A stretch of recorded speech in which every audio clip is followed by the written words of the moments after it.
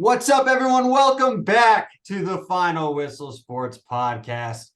Joe and I honestly just need to stop lying to the general public that we're going to record weekly because at this point, we took a month off, mostly my fault because work kind of took over. And then Joe wanted to enjoy his holiday weekend, which I respect. But we're back.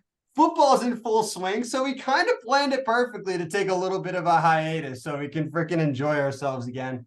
And it's not just NFL week 1 wrapped up. Right now, first game of week 2 is underway, Minnesota, Philadelphia. I know we both have the game in our peripheral right now as we're kind of glaring to the left or right, depending on where we're looking at the computer screen. But Joe, long time no see. How are you, pal? We're doing great, buddy. Finally, football is back. It was much needed. This was honestly like one of the first years where I was just itching for it to get back, and it's finally here, and it's good to be back. Watched as many games as I could this past weekend. Still enjoying the game now with the Eagles in Minnesota.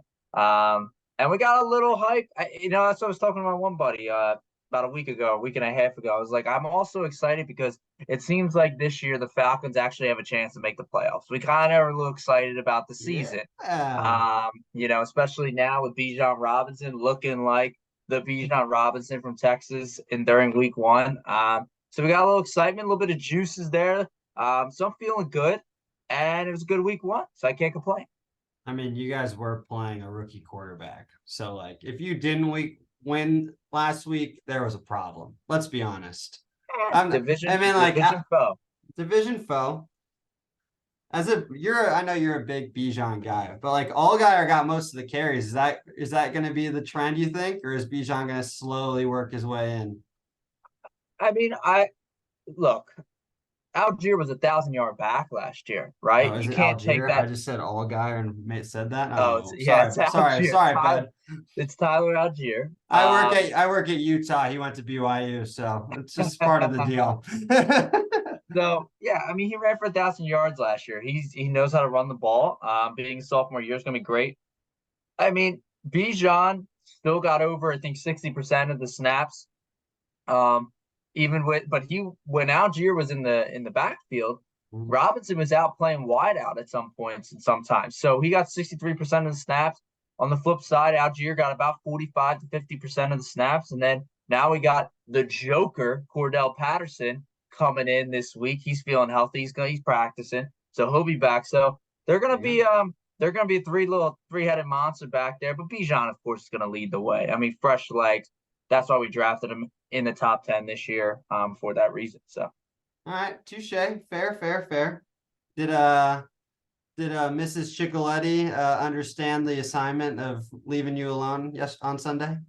So we actually went to a buddy's house of mine. We're gonna try to get to our friend's house like every other week or every 3 weeks at least, just to see everybody, watch the games on Sunday. So we actually went to a buddy's house. Shout out to my boy Sam. He is a Cleveland Browns fan, so he was switching between the Cleveland Browns and the Cincinnati Bengals game, and then Red Zone. So we were flipping back and forth a little bit. All right. On my phone, of course, I got the Sunday ticket package. I'm watching the Falcons. So Falcons Yeah. locked in, but I'm locked in on Red Zone. I'm all over the place. My eyes were wandering like crazy that day. So, There you go. but yeah, she was there. She was enjoying some, good tailgate food. And I guess speaking about tailgate food, let me get so you come up to a tailgate, right? What is your 3 foods you're putting on your plate, Oh, right? What is it? wow. 3 foods, tailgate, boom. What are you grabbing? Yo, I mean, I am if someone's got buffalo chicken dip, that's gotta be number The one for steak, me. just a staple. Staple, Yeah. classic staple. People Okay. really don't understand it, but then I would say number 2, tailgate. I am a big nacho guy too. And Okay. like my mom at tailgates will make some mean nachos and bring them. So that's usually pretty fire. And then 3, you can never go wrong with a nice little chili dog. All right. Very, very ballpark oriented kind of food, but never can go wrong. What do you got? So I do like them. I'm gonna have to go with the buffalo wing. You just gotta go with the wing when you're watching Yeah, you football. can never go wrong with the buffalo wing. You just gotta go with the wing, the buffalo wing. That's the first choice. Second, I'm gonna tell you the truth. it doesn't matter what, but any type of slider on like a Hawaiian roll, that's it. Like What it doesn't type of matter. Hawaiian roll are you going with though? There is only one answer of Hawaiian roll you go with. I didn't know there was different types. I thought it was just the one in the red bag. Oh no, there's types of Hawaiian rolls. The California Hawaiian rolls that they sell out in California, different. Different. I'm just gonna say Buddy, that. see, here's the problem here. We live on the East Coast, all right? It's a little different over here. Ours just comes in a red bag. That's it. You got So, the cheap shit out there. yeah, but hey, it works. But no, any type of slider, like you got a roast beef, you got a pulled pork slider, or meatball slider, something of that Okay. nature. Okay. Always Not a bad, good not bad. go-to. And last but not least, I will say I do like the nacho as well. The nacho does go a long way. You just need to pick your food, you know? You just got to be able Yeah, to pick, eat, kind of move along, eat, pick. That's it. But no, 100%. It's I all do about the like it. snacking. It's all about the snacking when you're tailgating a football. Oh yeah, 100%. I agree. I agree. So, all right, let's break down a couple games, get a couple overreactions. Let's start. Should we start with the struggle of New York City football? Uh, Because uh, it makes me happy. Go ahead. Start us off with it. Start us You off with know, we it. might as well start with the struggle that is the city of New York because all my friends that went to Seton Hall and live in the Jersey area were hyping up both of their teams this year. And, you know, I didn't have the realistic expectation of either team being a Super Bowl contender, right? But, you know, I thought both teams would be right around the playoffs, right? We kind of talked about that when we broke down when we broke down those two divisions, right? When it pertains to the New York Jets and the New York Football Giants. But you know, let's start off with Jets mania. Our poor guy Aaron Rodgers couldn't even make it through a series. Couldn't even make it through a series. And then the man blows his Achilles. And you could just see the entire stadium on 9/11. Like he brings the flag out. That's his highlight for the season now, running the flag out on arguably one of the most important moments in New York football history. And now then he blows his Achilles, done for the year. And then Zach Wilson comes out there, and you think the world has ended. You could feel it in the stadium watching a Monday Night Football. You could see it watching the game that the world had ended in the city of New York, especially on the Jets side. Joe, let's talk Jets first. All right. Is it over? I think it is. It's a wrap. Look, Jets, you could hear a pin drop when Pin drop. Aaron Rodgers got hurt. I will say, I did really feel bad for him. I did too. I did. Like look, Aaron Rodgers is one of the best quarterbacks I've ever seen throw the ball. I'm not a big fan of him now, but like I still felt bad. Like I felt really bad for the guy. I'm like, that really sucks. Like 4 plays in, you're shot at that point. But first off, before I say what they've done, Twitter is absolutely undefeated, and I'm never getting rid of that. I'm not saying the stuff that I read on there because we will get canceled, but it was comedy gold. I will say that. That's all I'm gonna say. Are they done? Yeah, they're done. I wasn't big on them to start. Okay, in the beginning, I think wasn't you big had. on Yeah, them. I don't think you had them getting in, did you? Yeah, With Rodgers. I wasn't big on the Jets to begin with, just because I wasn't as big a fan of Aaron Rodgers as other folks were. Sure. And now losing Aaron Rodgers, like I hate to say you're back to kind of square one. Like having trust in Zach Wilson. Like, I mean, okay, does he play better? He could play better, yeah. Now, granted, they did beat the division winners last year, Buffalo Bills. Great win, way to win. You know that sense. So they did prove a little bit to me, but I mean, I just don't think they have enough still to win. I mean, you're relying again on Zach Wilson, who you wanted to get rid of originally. You know, you brought in Aaron Rodgers.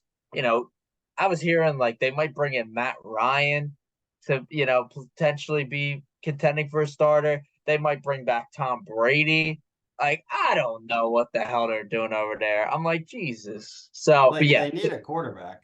yeah, they're dead in the water right now. They're dead. How much are they winning now? How many games are you putting they're gonna win? 5 or 6? I give them 7. Yeah, I'll give All them right. 7. That's just because of the team around Zach Wilson, not because of Zach Wilson. Look, if Because Zach Wilson, that defense looked elite on Monday night. oh, Elite. 100%. Yeah. I mean, there was 2 great defenses in New York on Sunday and Monday, and only one of them was a New York team. The other one was a Dallas Cowboys team. But on Monday, yeah, you are right. Jets looked incredible. Excuse me, that defense looked incredible. But it's going to come down to this: is Zach Wilson not going to be able to turn the ball over? Is Zach Wilson going to be able to get that 3rd and 4, 3rd and 5 pass complete to Garrett Wilson? Is right. how many times they're going to be able to hand it off to Breece Hall, and Breece Hall is going to get you 8 to 10 yards to carry. I mean, that guy's on my freaking shit list. He lost me 3 to 4 fantasy matchups because of that. Incredible performance by Breece Hall, but that's for here for there. But yeah, I think they can get the 7 though, just because of their defense purely. So no, I think that's fair. That's a fair number. I had them at 6. I'm still getting 5 more games because I think the schedule still looks in the middle, especially looks pretty doable, right? You got the Commanders, you got the Texans, the Raiders are in there where they're kind of like 50-50 games, right? Where you could kind of see them win a couple if it's at home and see what happens, right? Yep. But I completely agree. The New York Jets are officially shot.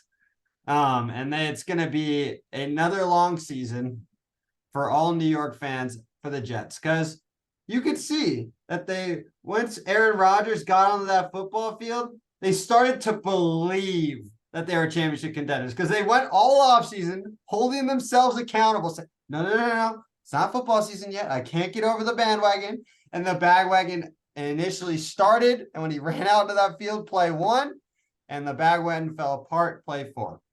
mm-hmm. And I just like all my buddies. I had to do like the "Are you okay?" text message because I actually thought they weren't okay. Like that's how bad it was. And one of my buddies, Ryan Patty, great guy. He was at the game and he live Snapchats me right after the injury, after he gets carted back into the locker room. He's like, his words were pretty simple, just like, this just can't be happening right now. Just that's it, nothing else. And it just continues to emulate New York football. So I feel sorry for them. The New York Giants, that's a whole nother thing. They got shit rocked on Sunday Night Football. I stopped watching 2 series into the game. The game was over halfway through the first quarter, 40-0. Danny Dimes looked like he didn't know how to play football again. Brian Dable looked like a deer in headlights as a head football coach. And Dak Prescott didn't have to do jack squat because the defense and special teams did everything for them. And they put up a 40-piece. Overall impression of the Giants now. I don't know. I'm kind of scared because I actually was kind of a big fan with the Giants, especially how they ended last year. Able to win a game in Minnesota and then lose to the Eagles in the playoffs after that. Mm-hmm. And I thought they were going to improve. I was kind of on that bandwagon, but when I watched that game on Sunday night, it was like you're watching almost a full-fledged NFL team go up against a high school team. It did feel like that. Yeah. And on the flip side of that, the Giants are still running into the same problems that they had last year and the year before. Their offensive line play is absolutely horrific right now. They got absolutely destroyed by the Dallas Cowboys. Mm-hmm. And look, as much as I hate Daniel Jones and hated the contract that he got, I can't put too much of the fault on him with this game. Yeah. I actually put the fault on the offensive line, the protection. I don't think Daniel Jones had more than 2 seconds, 2.5 seconds to get the ball out. Same thing with Saquon. He had maybe, half a second to try to find a hole. And most of the time, most of these holes were clogged up. Yep. I mean, they were only able to run the ball, 12 to 14 times with him. He only had 40 yards, had less than 3 to 4 yards to carry. You're just running into the same Saquon Barkley as you were a year or two ago at this point. So is it the Giants offensive line is that bad, or is it that the Dallas Cowboys front four or front six or front seven is just that good? And I actually really think it's a mix of both. I think the Cowboys Right. defense is gonna be elite this year. I think they have top five upside this year. Mhm. But on the same side, it's like, all right, Giants, like you gotta give Daniel Jones something. Like he had nothing, no time whatsoever. So it's kind of tough to evaluate that game. But I also don't put a lot of stock into week one, truthfully enough, because a lot of these guys aren't playing in the preseason. A lot of times this is their first live game action in this case. Right. I don't really start looking at things until more week three, week four, after you get a little bit of the sea legs out of you at that point. So yeah, I don't know, but the Giants just don't look good. I'm sorry. They just look terrible. Oh, I wholeheartedly agree. They looked abysmal. Like, let's just say it how it is. They look like you kind of nailed it right on the head. They looked like a team that did not belong in the National Football League on Sunday night. And my biggest takeaway was 7 sacks. And it was the hurries was like even higher than that. Like they were pushing like 20, I think. Like that's Yeah. like you said, no pass protection. Then the one pick six is Saquon dropping a ball, right? Because Daniel Jones had to get it out so fast, and Saquon got blown up, and that was one of the pick sixes. Yep. But they really just didn't look like they belonged. And I actually have to go even a step further from what you were saying. Like, that's an indictment on Joe Schoen, the general manager. Like, you did not address the problem that everyone talked about last year. And you said that you did, and it looked like you are actually worse off than you were a year ago. And that is saying something. Like, the offensive line was abysmal last year, and they looked, I could say, at least 3 times worse than they did at the end of the last season. Yeah, I mean, look, we're gonna have to see how they look this week. But all in all, The Cardinals are not going to fade home opener. Like, everyone's we kind of talked about it before we started that, like, my Commanders somehow barely pulled that game out, but like you nailed it. You said that too. The Cardinals are not going to fold, right? And it's a home opener for them.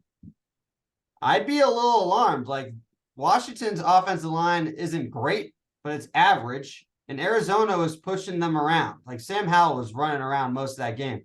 So if you're putting the Giants offensive line up there, Cardinals D line might be having a field day. yeah. Yeah, we'll see how they look this week. Was it just kind of like a little more of a fluke side? It was week one, or like, is this what Daniel Jones is going to feel like for the next 15, 16 weeks now, where he's under pressure consistently, constantly at that point? You Right. know, yeah, I don't know what to say. It does worry me because I did have some expectations for the Giants this year. I really thought a lot of people had them falling off big time this year, like potentially missing the playoffs. And I'm like, I don't really see that. Like, it looks like they did, they did fix their secondary. They did get a couple other players on the wide receiver room. Like, I was like, oh, like they made some good moves to improve this team, I thought, truthfully. But you can't evaluate their defense because either their defense was backed up into almost the red zone at that point, or they were down to 24-0. So Exactly. it was tough to evaluate the Giants at that point. The game was over by 9:30. The game started at 8:30. At that point. So, not too much of evaluation You got an could early be. bedtime on Sunday night, though. Yeah. Yeah, I actually did stay up because I was hoping CD to give me a couple points, but CD. I was banking on that too on Sunday night. yeah, not too much happened there, unfortunately. So, but that's all. All right. I just want to kind of get your 2 cents on this before we're gonna do overreaction and not an overreaction, a little game after this. But I want to get what was the biggest takeaway for you through week one? I know you said you don't really look at things through week three, but what was for me, it's the same old Minnesota Vikings. That's what it is. The team is easily, I think not easily anymore, everyone thought they were the clear front runner in the NFC North.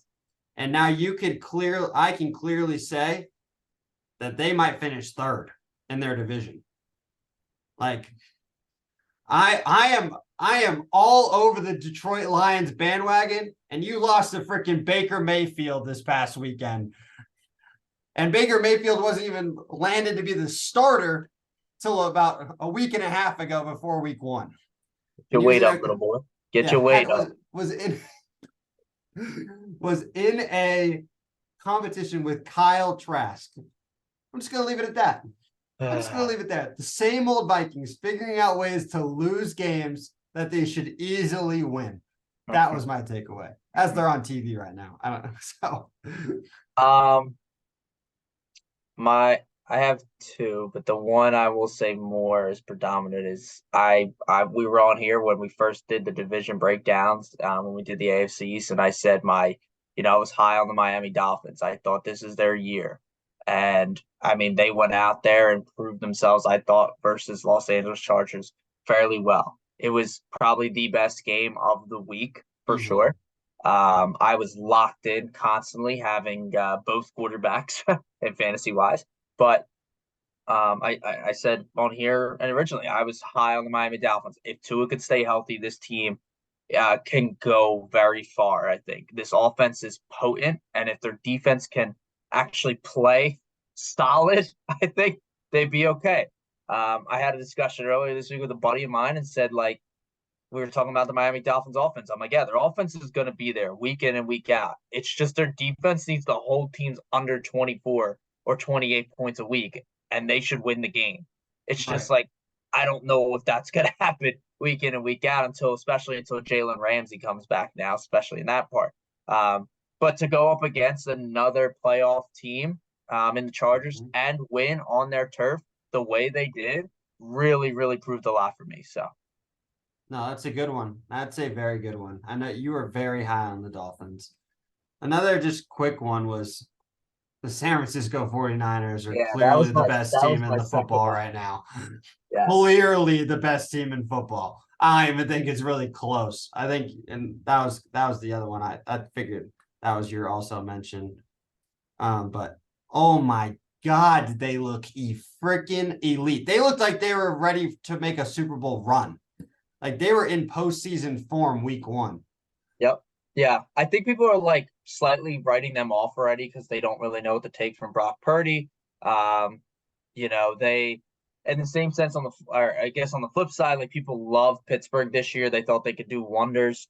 I was very high on Pittsburgh this year.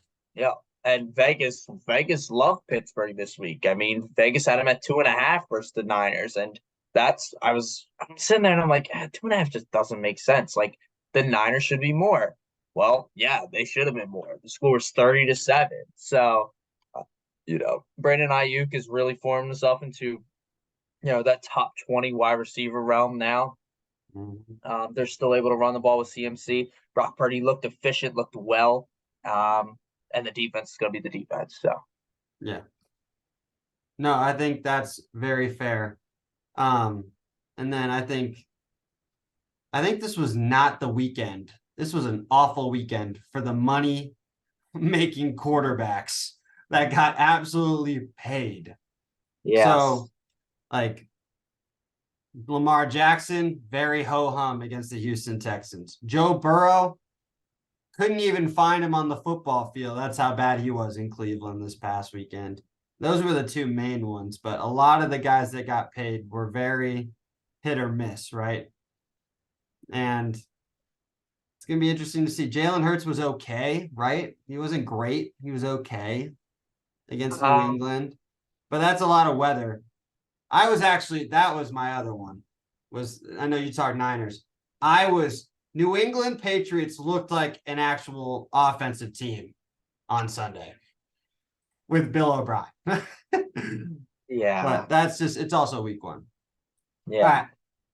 So what else you got? Is that all you had? Yeah, no, I was going to go back to like the getting paid quarterbacks, right? Like Daniel Jones absolutely looked like dog shit. I don't think it was really too much him. I think it was elsewhere. On the flip side, damn, Hawkinson scored. All right, Hawkinson scored for the Vikings 7-3, 7-3 Live up on the update. Live Eagles. update. Yes. Burrow, tough game weather-wise, playing a division foe against the Browns, solid defense, go from there. Lamar doesn't really bother me. They won the game. It doesn't matter. Hurts didn't look like Hurts. Could that be the weather? Could that have been the Right. offensive coordinator, new offensive coordinator, going to New England? I don't know. A lot can go in. Like I said, I don't take a lot into week one. It's tough. That's just what I do. Herbert Some was people like to, okay. yeah, Herbert was okay. Yeah, I don't know. So All right. yeah, it's tough. It's fair. All right. Let's play a game, shall we? Like, All right. We're going to play. It's either overreaction or not an overreaction. So I'm going to give you a statement and you're going to tell me whether it's an overreaction or not an overreaction. So, overreaction or not an overreaction, Joe?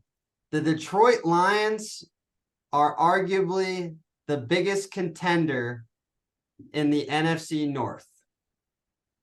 Out of the NFC North. That's not an overreaction at all.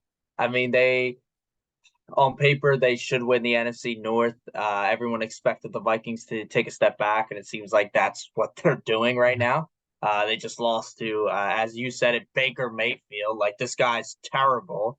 Worst quarterback to ever play on the face of the earth. Basically, at this point, that's what it feels like. So, and then, I mean, Green Bay looked good. I mean, I don't know. I wasn't big on Chicago this year. Green Bay looked good. The defense is going to hold their own. It kind of reminds me of a little bit what the Jets are now with Zach Wilson. Like, your defense is going to win you a lot of these games if you do win. However, Jordan Love did look efficient, played solid ball. Aaron Jones hamstring though. Yes, big time.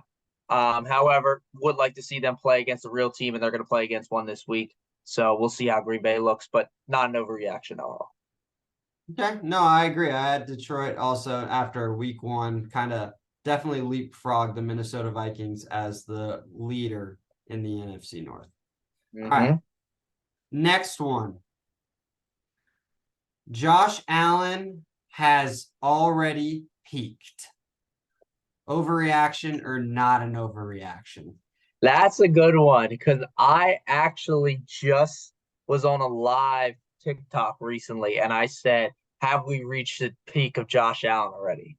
And I was wondering the same thing. That 2 years ago when he was in the AFC Championship game versus Patty Mahomes, was that the peak of him? Can he get any better than that? And you know what?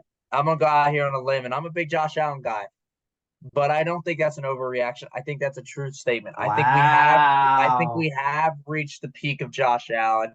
I think he needs to kind of figure himself out on the turnover side of things. I think it's getting absolutely ridiculous. That Monday night game was horrific against the Jets. He was really forcing the ball way too much.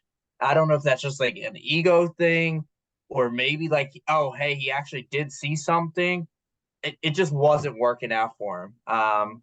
But yeah, I think he has reached his peak. I hope I'm really wrong because I'm a big Josh Allen fan, but I think he has reached his peak, and we won't see him get back to that level he was. Okay, so this is going to be. I'm going to now throw a question back at you. So, do you think the Buffalo Bills can still make the Super Bowl, but but it won't because of Josh Allen? Yes, I think okay, no, go ahead. Sorry. Yes, I think they can make the Super Bowl. I think Josh Allen can get back to what he was 2 years ago. I think he can. But the question you asked is, was that his peak? Correct. Was that his peak? That I think is his peak. But if that is his peak, he should make the Super Bowl. They should have made the Super Bowl that year. Yeah. Right? So that's what I'm saying is I think he can get back to that, but I think that is his peak. He can't get anything more than that. I disagree. I think there is another level to Josh Allen, but I think you're wholeheartedly right that the turnovers drops his quality of play. And for him, it's more of a mental game now than the actual playing football, right? Especially without no longer with no Dable. I think everyone talks about that now with him, right? You got no Brian Dable. He's a turnover machine again from what he was before Brian Dable kind of groomed him to what he was 2 years ago, right? I think there is the Patrick Mahomes level of capability for Josh Allen. It's there. We see it. Now I just need to see it consistently, and that is eliminating turnovers with his decision making. That's what Patrick Mahomes has now learned since he had to, especially with Tyreek now gone, right? There is no just chuck it downfield. I have to work the football field and understand this game. I'm still going to have my 3 or 4 plays where I'm going to be all over ESPN and we're going to be talking about it, right? But now it's understanding the game more. And I think that's now his nearest battle. But I still think he has more to show us. Okay. Fair enough. Fair enough. All right. This one's just a silly one. Kadarius Toney should no longer be on a football field. Yeah, that's an overreaction. I couldn't control myself when I figured out that one. I was like, I know this is such an overreaction, but the way he played on Thursday night, I thought the whole city of Kansas City might just absolutely show up at his house. Look, he did lose them that game. Oh, without question. There is no ifs, ands, or buts about it. But should he not play anymore? No. Yeah, he should play. But he lost them that game. There was multiple drops from multiple players in the wide receiver room from the Kansas City Chiefs. However, the crucial ones that shouldn't have been dropped was him. He was the issue. He dropped the crucial ones. So everyone's going to point the finger at him.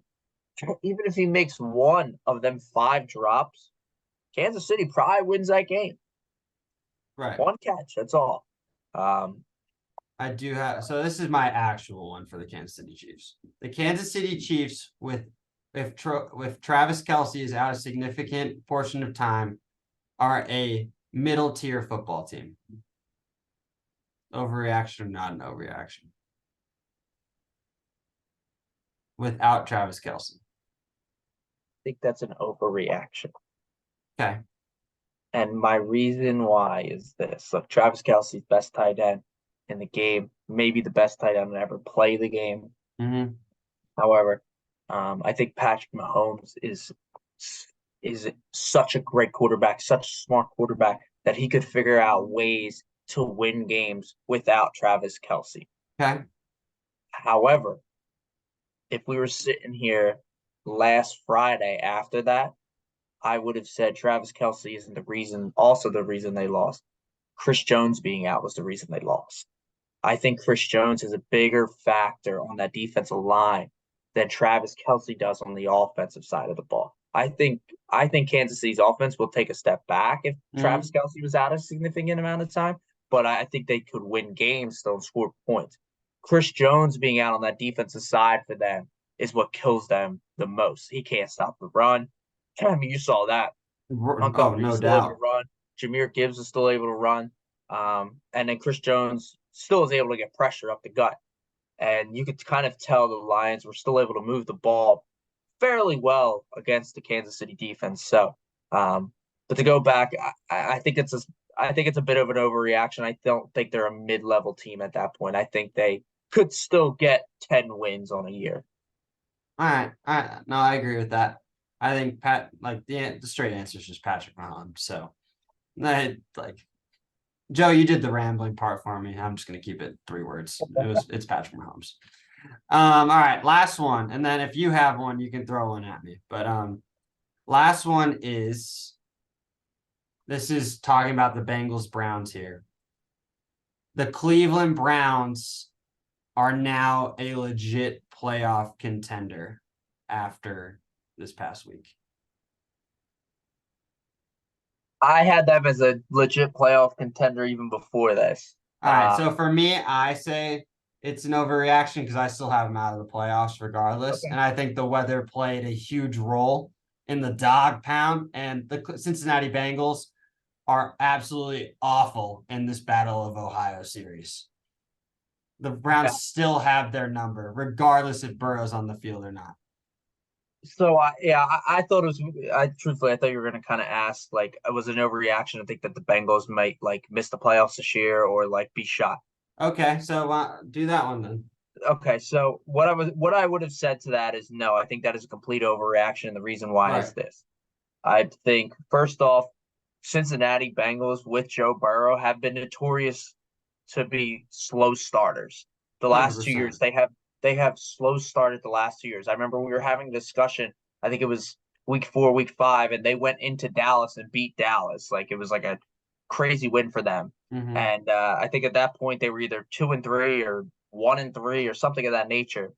And people were like, "Oh, like are they still going to be done?" Blah blah blah blah. And I'm like, "No, this is just how they are. They're a slow starting team, and all of a sudden from week 8 to week 17, you don't really notice it, but they'll go 7-2, and you're just like, where the hell did that come from? And They then just they make come out of left field, right? yeah, and then they win their AFC North, and that's it. But also you have to think about it like this: Joe Burrow didn't play a single snap in the preseason. Joe Burrow Mm-hmm. missed practice due to the injury of what was the calf, I believe. Yeah, pulled his Um, calf. so you're missing the timing there with your wide receivers. I mean, T. Higgins at was it 8 targets or 9 targets, 0 catches. T. Higgins got me an L last week, so thanks, T. Yeah, same here, buddy. But that is what it is. It's fantasy football. But yeah, I wouldn't consider that an overreaction. I would be like they'll figure it out and they'll be okay. Yeah, Um, wholeheartedly but agree. now I do have one for you here. All right, what you got? With the statement win over the New York High School Football Giants, does this put the Dallas Cowboys in that Super Bowl potential team this year? No, not. I think that's an overreaction. Okay. I'm saying that partially because it's probably a little biased as an NFC East foe. There's a little bias in there. I will admit that.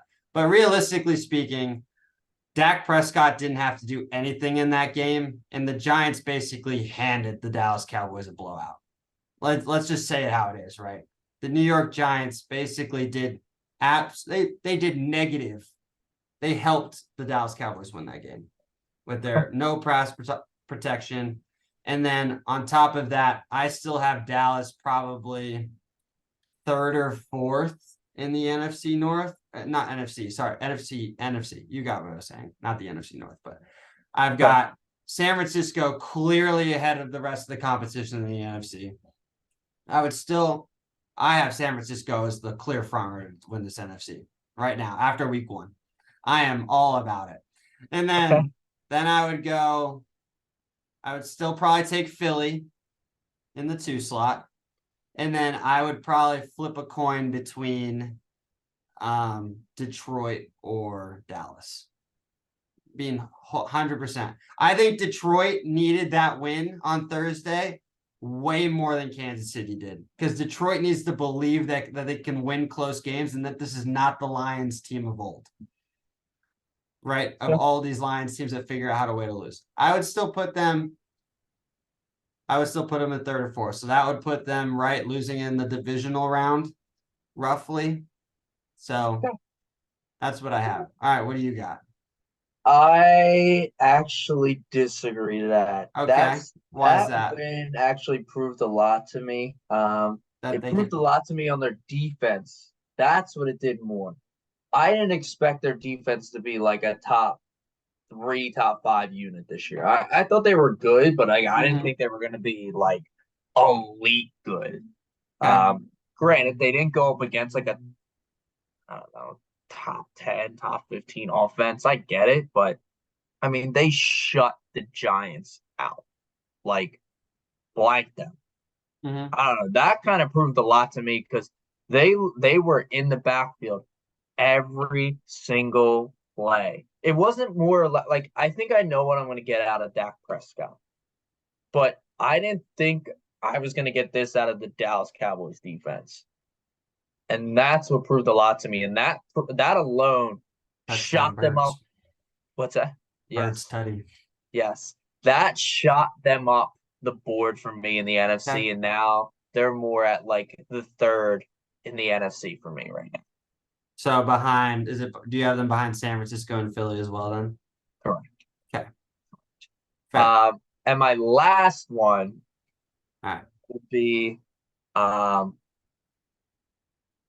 Washington Commanders are going to the Super Bowl. Not an overreaction whatsoever.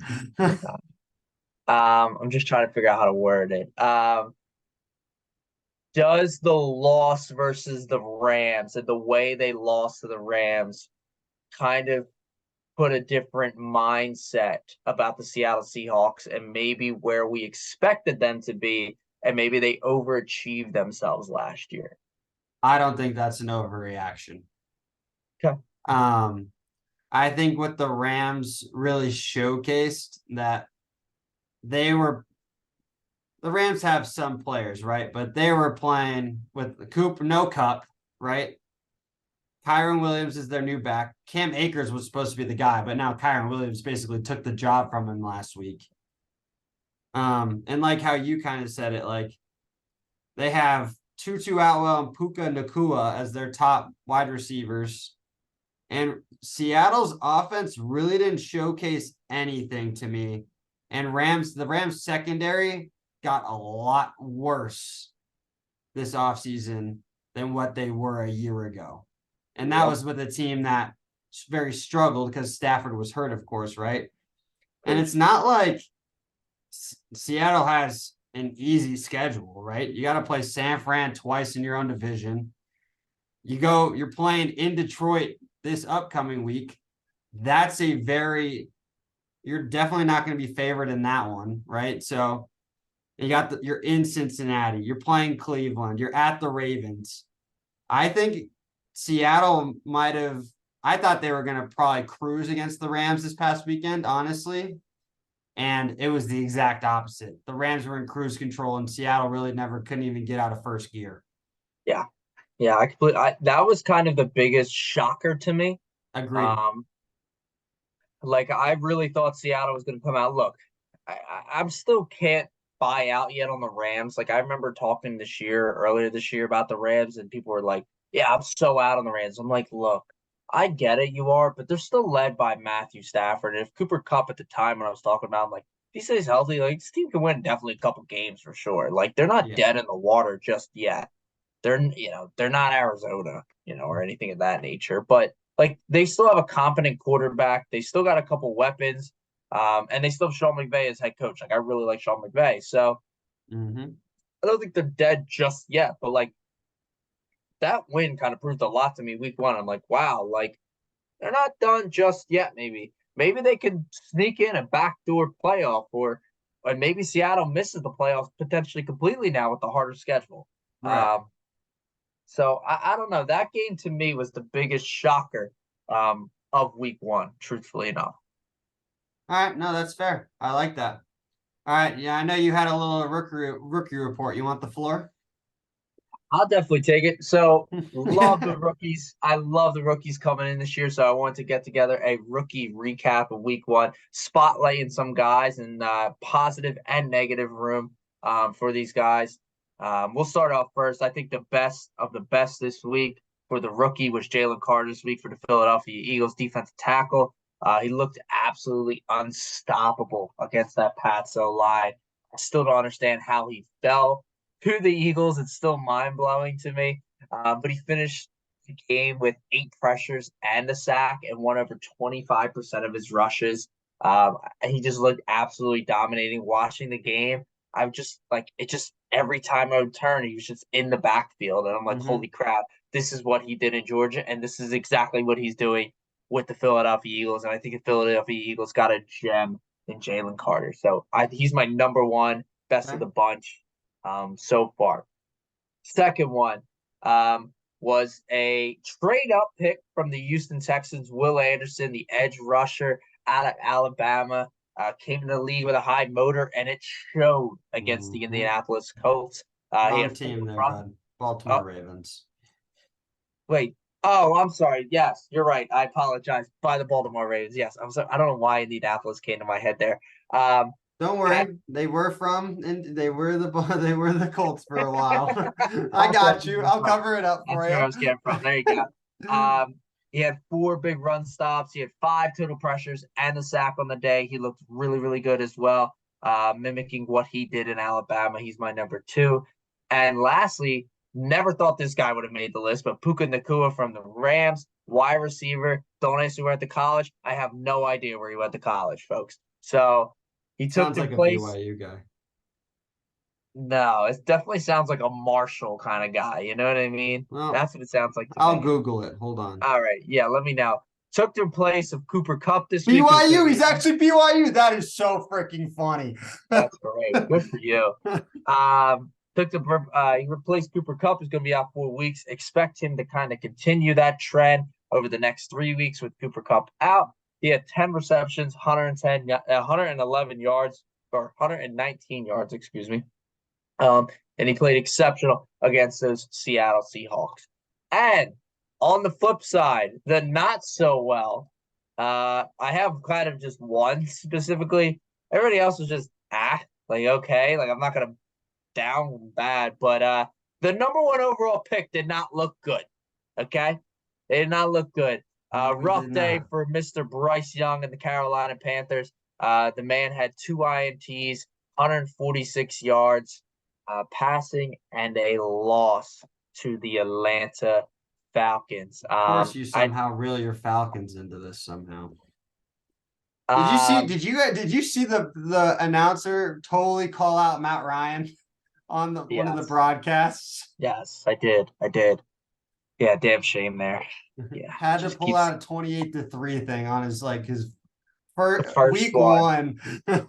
First one. Yeah, I thought Bryce did okay like the first quarter. But then after that, he just started running into little mistakes, throwing a couple picks. Mhm. Jesse Bates had a couple right off the bat. So yeah, but he'll figure it out eventually. It's week 1, and that's just what it is. But that's the rookie report for week 1 there. The rookie report is sponsored by Joe Cicoletti. All Uh, right. All right, let's take a little bit of a preview into week 2. Joe, give me a couple of matchups that you really want to keep your eye on outside of our teams. Like we're gonna, of course, watch our squads. Like honestly, I've been joking with my coworker that I'm driving to Denver Saturday night to go watch the Commanders in Mile High if the tickets get cheap enough. But and then your ATL hosting Green Bay. A little interesting matchup there too. yeah, hopefully it's gonna be a good one there. But give me a matchup that you're gonna really want to keep an eye on. 1 or 2 matchups.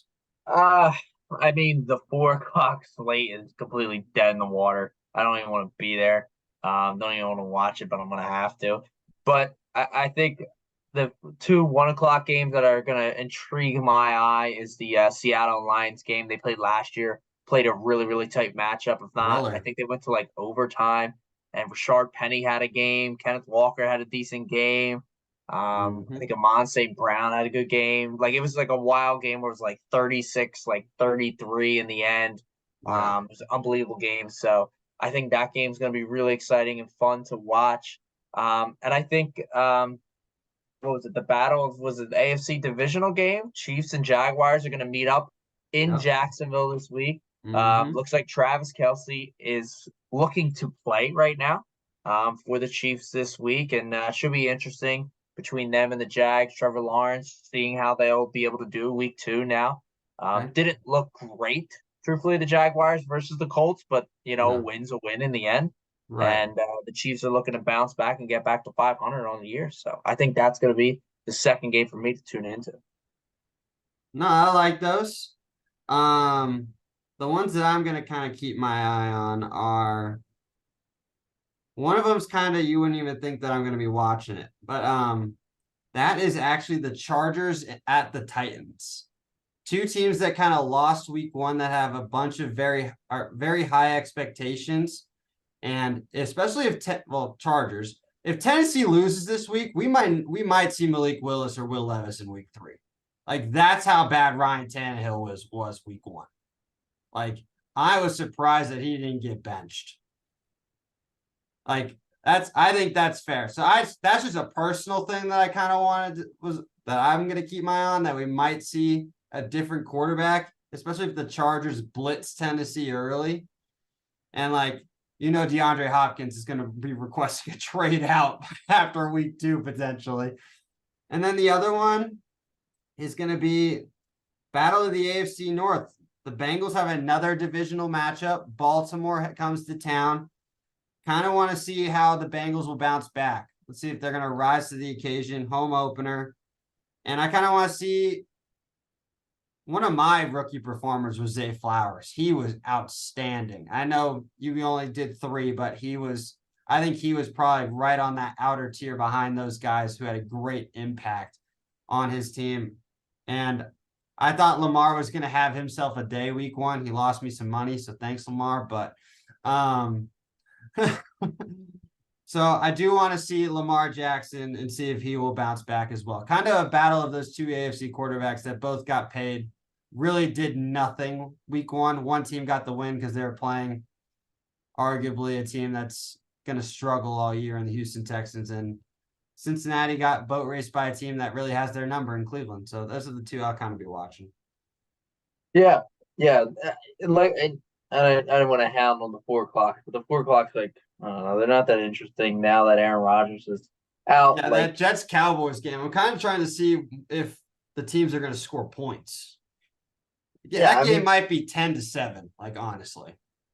Yeah, but I mean, if New England comes out like they did against the Eagles, the Dolphins Patriots game is going to be really interesting on Sunday, Sunday night, and then Monday night Saints Panthers. That one's men's and men's. Steelers Browns, I think is going to be a good one. I think the Steelers are going to rebound big time. Definitely could see them shocking the Browns a little bit since the Browns are coming in high. It's a lot of these games for me is like, all right, hey, how are you going to rebound? Is the better team on paper going to rebound if they took a tough loss in week 1? You're looking at teams like the Bengals, the Seahawks, the Bills, the Chargers, the Giants, a couple teams like that. Are they going to rebound off the loss or the tough loss that they may have had in week 1? That's what I'm looking for here. So, no, I agree. There's a lot of teams that are looking for bounce backs. I'm just looking at the spread right now. Did you know the Houston Texans are a 1-point favorite against Indy this week? I'm looking at ESPN. Houston is a 1-point favorite against Indianapolis. I'm kind of surprised. Why? I don't know. That doesn't surprise me at all. I'm taking because you're looking at 2 rookie quarterbacks. You're looking at, I hate to say it, probably the Texans are a better team. The Texans have quarterback wise, it's kind of the same. Running back room wise, they probably would take Texans. Receiving room, probably a coin flip. Very much so. Oh, did he fumble? Oh, Justin Jefferson. I don't know if Justin Jefferson got it. Sorry, they're at the 1. And on the defensive side too, the Texans aren't bad defensively this year. They have Will Anderson. They do have Stingley as their other cornerback. They also took. I always forget the heck they take. Did they take Jimmy Ward from San Fran? They grabbed a couple. I think they did. D'Amico brought a couple of guys with them, so I think it was Ward.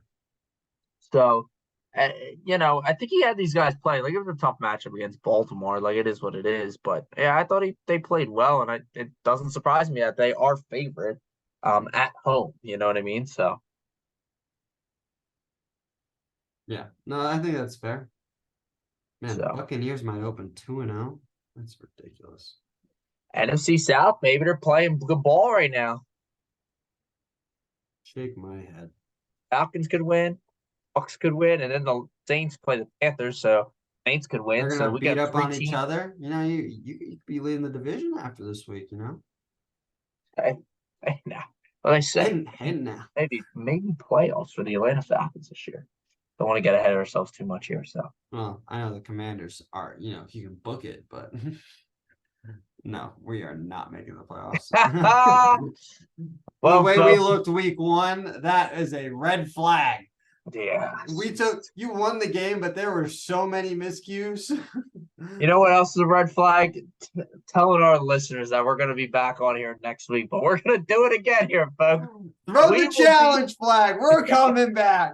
We'll be back next week to recap week 2, and probably talk definitely some more. We'll get into another rookie recap. We'll get into overreaction, what we're thinking players wise, and much, much more. So make sure you stay tuned for that. Enjoy the weekend, enjoy the football game, enjoy the time with the family and friends this weekend as well. As always, folks, take it easy.